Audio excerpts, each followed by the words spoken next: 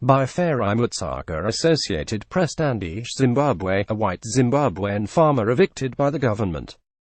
If Robert Mugabe has returned to a hero's welcome as the first to get his land back under the new president in a sign of reform on an issue that he had hastened the country's international isolation, farmer Darren Smart left, and his family are welcomed back to their farm, Lesbury, by workers and community members Thursday, December 21, 2017, in Standish, Zimbabwe.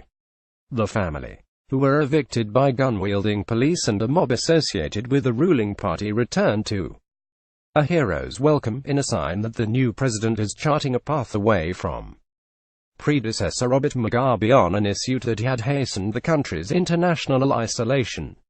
App photo. Farai massacre. With a military escort, Robert Smart made his way into Lesbury Farm, about 200 kilometers (124 miles) east of the capital, Harare, on Thursday to cheers and song by dozens of workers and community members. Such scenes were once unthinkable in a country where land ownership is an emotional issue with political and racial overtones.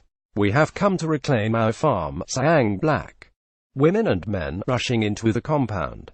2 decades ago, their arrival would have meant that Smart and his family would have to leave. Ruling ZANU-PF party supporters, led by veterans of the 1970s war against white minority rule, evicted many of Zimbabwe's white farmers under an often violent land reform program led by Mugabe.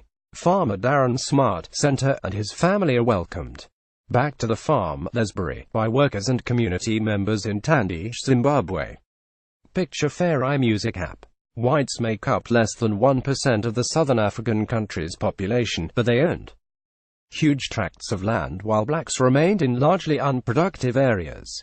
The evictions were meant to address colonial land ownership imbalances skewed against blacks, Mugabe said. Some in the international community responded with outrage and sanctions. Of the roughly 4,500 white farmers before the land reforms began in 2000, only a few hundred are left.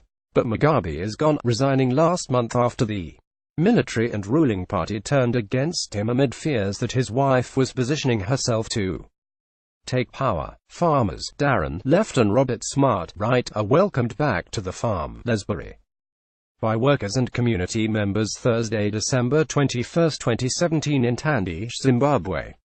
The family, who were evicted by gun-wielding police and a mob associated with the ruling party, returned to a hero's welcome in a sign that the new president is charting a path away from predecessor Robert Mugabe on an issue that he had hastened the country's international isolation.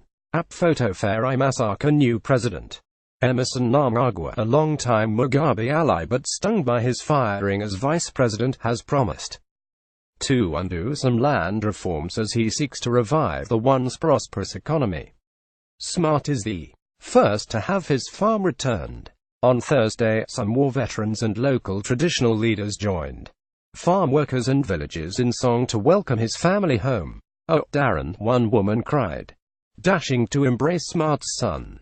In a flash, dozens followed her. Some ululated, and others waved triumphant fists in the air. "I am ecstatic. Words cannot describe the feeling," Darren told the Associated Press.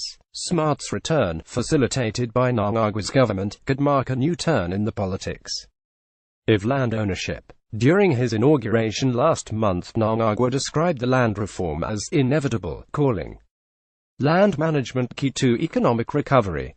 Months before an election scheduled for August 2018 at the latest, the new president is desperate to bring back foreign investors and resolve a severe currency shortage, mass unemployment and dramatic price increases. Zimbabwe is mainly agricultural, with 80% of the population depending on it for their livelihoods, according to government figures. Earlier this month, Deputy Finance Minister Terence Mukapa traveled to neighboring Zambia to engage former white Zimbabwean farmers who have settled there. The Commercial Farmers Union, which represents mainly white farmers, said it plans to meet the lands minister. "I am advising our members to be patient and give it time. But I see many of them going back into farming," said Peter Snell, the union's vice president. The government seems serious about getting agriculture on track, but how it is going to achieve this, I don't know. The firmness with which the government ensured Smart's return signaled resolve.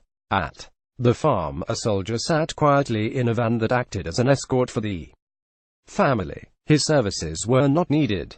The people gathered there shared deep social bonds with the family, away from the politics of race and elections.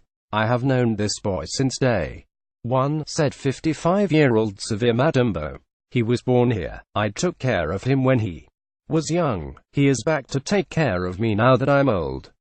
She was born at the farm, which was home to her parents and her parents.